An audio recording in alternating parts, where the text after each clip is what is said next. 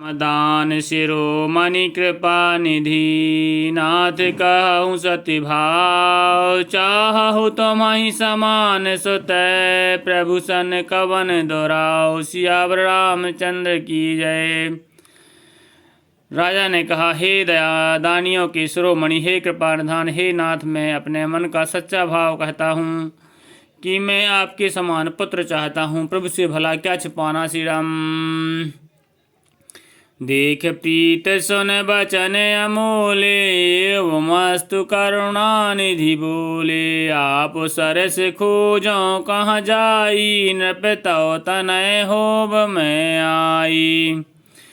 राजा की प्रीत देखकर और उनके अमूल्य वचन सुनकर करुणा निधान भगवान बोले, ऐसा ही हो हे राजा, मैं अपने समान दूसरा कहाँ जाकर खोजूंगा, अतः स्वयं ही आकर तुम्हारा पुत्र बनूंगा। श्री राम। सतरूप ही बिलोक कर जोरे देव मांगे बरु जोरो चितूरे। जो बरुनाथ चतुर नृप मांगा सोई कृपाल मोहि अति प्रिय लागा। सतरूपा जी को हाथ जोड़कर देखकर भगवान ने कहा, हे देवी, तुम्हारी जो इच्छा हो सो वर मांग लो। शतरूपा ने कहा, हे नाथ, चतुर राजा ने वर मांगा है, हे कृपालु, वह मुझे बहुत ही प्रिय लगा। श्री राम। प्रभु परंतु सट होत डिठाई जदप भगत हित तुम्हि सुहाई। तुम ब्रह्मादिक जनक जग स्वामी तुम ब्रह्मादि जगत जनक जग स्वामी। ब्रह्म सकल और अंतर जामी। परंतु हे प्रभु, बहुत डिठाई हो रही है। यद्यपि हे भक्तों का हित करने वाले, वह डिठाई भी आपको अच्छी ही लगती है। आप ब्रह्मा आदि के भी पिता, उत्पन्न करने वाले, जगत के स्वामी और सबके हृदय के भीतर की जानने वाले ब्रह्म हैं। श्री राम।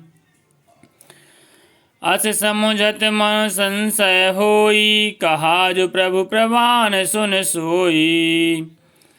अहे जे निज भगत नाथ तब अहि जो सुख पावहि सो गति लहहि।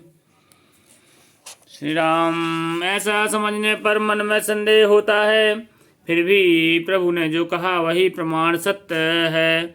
मैं तो यह मांगती हूँ कि हे नाथ, आप के जो निर्जन हैं, वे जो अलौकिक अखंड सुख पाते हैं और जिस परम गति को प्राप्त होते हैं, सोई सुख सोई गति सोई भगति सोई निज चरण स्नेह। सोई विवेक सोई रहन प्रभु हम ही कृपा करि देव। सियावर रामचंद्र की जय। हे प्रभु, वही सुख वही गति वही भक्ति वही अपने चरणों में प्रेम वही ज्ञान और वही रहन सहन कृपा करके हमें दीजिए। सुन मृदु गूढ़ रुचिर बर रचना कृपा सिंधु बोले मृदु बचना। जो कछु तो रुचि तुम्हारे मन माही मैं सो दीन सब संशय नाही। रानी की कोमल गूढ़ और मनोहर श्रेष्ठ वाक्य रचना सुनकर कृपा के समुद्र भगवान कोमल वचन बोले, तुम्हारे मन में जो कुछ इच्छा है वह सब मैंने तुमको दिया, इसमें कोई संदेह ना समझना। श्री राम। मातु विवेक अलौकिक तोरे कबहू न मिटहि अनुग्रह मोरे। बंदी चरण मन कहो बहोरी अवसर एक बिनती प्रभु मोरी। अवर एक बिनती प्रभु मोरी, हे माता, मेरी कृपा से तुम्हारा अलौकिक ज्ञान कभी नष्ट ना होगा। तब मनु ने भगवान के चरणों की वंदना करके कहा, हे प्रभु, मेरी एक विनती और है। सुत विषयक तब पद रति होऊ मोहि बड़ मूढ़ कहे किन को। मनि बिनु फन जिम जल बिनु मीना मम जीवन तिम तुम्हि अधीना। आपके चरणों में मेरी वैसी ही प्रीति हो जैसे पुत्र के लिए पिता की होती है, चाहे मुझे कोई बड़ा भारी मूर्ख ही क्यों ना कहे। जैसे मणि के बिना सांप और जल के बिना मछली नहीं रह सकती, वैसे ही मेरा जीवन आपके अधीन रहे, आपके बिना ना रह सके। श्री राम। अस बर मांग चरण गहि रहयु एवं मस्तु करुणा निधि कहयु। अब तुम मम अनुशासन मानी, बस हो जाए सुरपति राजधानी। ऐसा वर मांग कर राजा ने भगवान के चरण पकड़ लिए। तब दया के निधान भगवान ने कहा, ऐसा ही हो, अब तुम मेरी आज्ञा मानकर देवराज इंद्र की राजधानी अमरावती में जाकर वास करो। श्री राम। तह कर भोग विलास, तह कर भोग विशालता। श्री राम सोरठा है।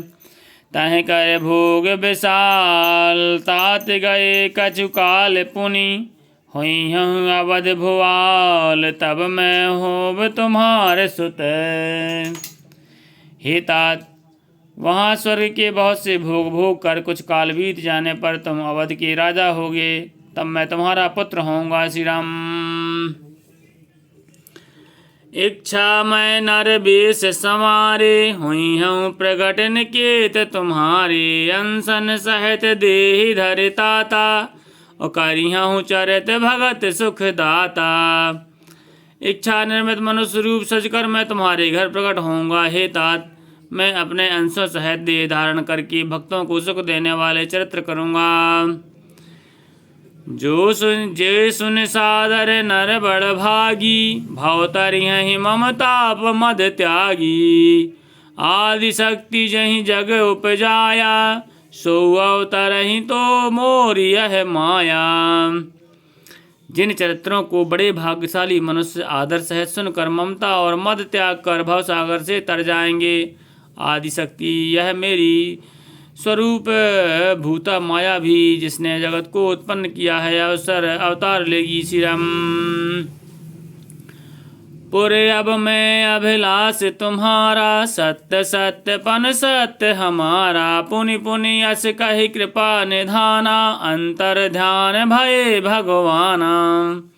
इस प्रकार मैं तुम्हारी अभिलाषा पूरी करूँगा। मेरा प्रण सत्य है, सत्य है, सत्य है। कृपा निधान भगवान बार बार ऐसा कहकर अंतर ध्यान हो गए। श्री राम। दंपति और धरि भगत कृपाला, उतहि आश्रम निवसे कछु काला।